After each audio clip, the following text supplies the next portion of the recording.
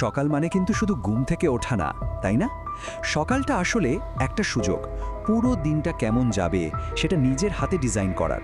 তো চলুন আজ আমরা দেখব কিভাবে একদম সাধারণ কয়েকটা অভ্যাস আমাদের পুরো দিনটাকেই দারুণভাবে বদলে দিতে পারে। আচ্ছা, কখনো কি এটা মনে হয়েছে যে দিনের প্রথম ঘন্টাটাই হয়তো সবচেয়ে গুরুত্বপূর্ণ? মানে ওই একটা ঘন্টায় যদি পুরো দিনের শুরুটা ঠিক করে দেয়। আজকের এই আলোচনাটা কিন্তু ঠিক এই বিষয়টা নিয়ে। আজকে আমরা এমন কিছু সহজ কিন্তু দারুণ কার্যকরী অভ্যাস নিয়ে কথা বলবো, যা আমাদের সারাদিনের ওপর একটা শক্তিশালী ডমিনো এফেক্টের মতো কাজ করে। আর এখানে আসল ম্যাজিকটা কি জানেন? সেটা হলো ধারাবাহিকতা। তো প্রথম পর্ব, আমাদের শরীরটাকে জাগিয়ে তোলা। দিনের শুরুতেই শরীরকে প্রস্তুত করে নেওয়াটা কিন্তু খুব জরুরি। এই অভ্যাসগুলো শারীরিক শক্তি বাড়াতে আর মনটাকে ফোকাস করতে দারুণভাবে সাহায্য করবে। দিনের শুরুটা করা যায় এই তিনটা সহজ ধাপে। প্রথমটা কি? একটু তাড়াতাড়ি ঘুম থেকে ওঠা। এতে হয় কি, দিনের দৌড়ঝাঁপ শুরু হওয়ার আগেই নিজের জন্য শান্ত প্রোডাক্টিভ একটা সময় পাওয়া যায়। এরপর ঘুম থেকে উঠেই 1 বা 2 গ্লাস জল, কারণ সারা রাত পর আমাদের শরীর কিন্তু ডিহাইড্রেটেড থাকে। এই জলটা শরীরকে ভেতর থেকে একদম সতেজ করে দেয় আর মেটাবলিজমকে কিকস্টার্ট করে। আর সব শেষে হালকা স্ট্রেচিং বা একটু ব্যায়াম, এটা শরীরে রক্ত চলাচল বাড়িয়ে দেয় আর এন্ডরফিনের মতো যে ফিল গুড হরমোনগুলো আছে সেগুলোকে রিলিজ করে। শরীরটা হয়ে ওঠে ফ্লেক্সিবল আর চনমনে।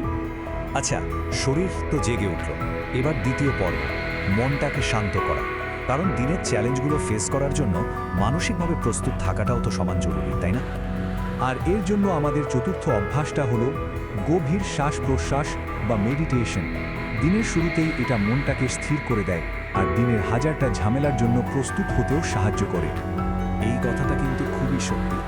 ভাবুন তো, মাত্র কয়েক মিনিটের গভীর শ্বাস প্রশ্বাস আমাদের নার্ভাস সিস্টেমকে একদম শান্ত করে দেয়, টেনশন কমায় আর দিনের জন্য একটা পজিটিভ টোন সেট করে দেয়।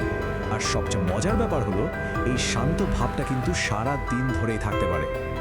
এরপর আমাদের পঞ্চম অভ্যাস, এটা খুবই সহজ কিন্তু অবিশ্বাস্যভাবে কার্যকরী, আর সেটা হলো প্রকৃতির সাথে একটু কানেক্ট করা।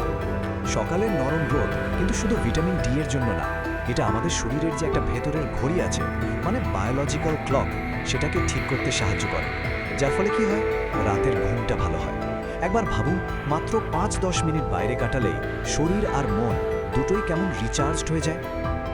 ওকে, শরীর আর মন তো রেডি। এবার তৃতীয় আর শেষ পর্ব, দিনের জন্য এনার্জি বা ফুল জোগানো। চলুন দেখি দিনের কাজ আর চ্যালেঞ্জগুলোর জন্য কিভাবে নিজেদেরকে শক্তি যোগান দেওয়া যায়। আর তার জন্য ষষ্ঠ অভ্যাসটা হলো একটা স্বাস্থ্যকর ব্রেকফাস্ট। সকালের নাস্তা স্কিপ করাটা অনেকটা খালি ট্যাঙ্কে গাড়ি চালানোর মতো, তাই না? একটা ভালো নাস্তা শরীরকে প্রয়োজনীয় শক্তি তো দেয়, মনোযোগ ধরে রাখতেও কিন্তু দারুণ সাহায্য করে।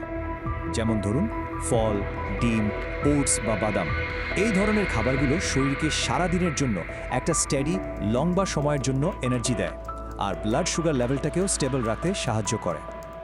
এবং সবশেষে আমাদের সপ্তম অভ্যাস, এটা হলো মানসিক স্বচ্ছতা আনার জন্য। কি সেটা?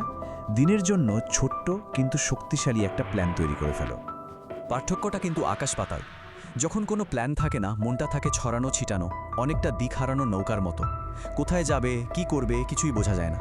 কিন্তু হাতে যখন একটা লিস্ট থাকে, তখন মনটা থাকে একদম পরিষ্কার আর ফোকাসড। তখন কাজগুলো অনেক তাড়াতাড়ি আর ভালোভাবে হয়, আর প্রোডাক্টিভিটি তো বাড়বেই।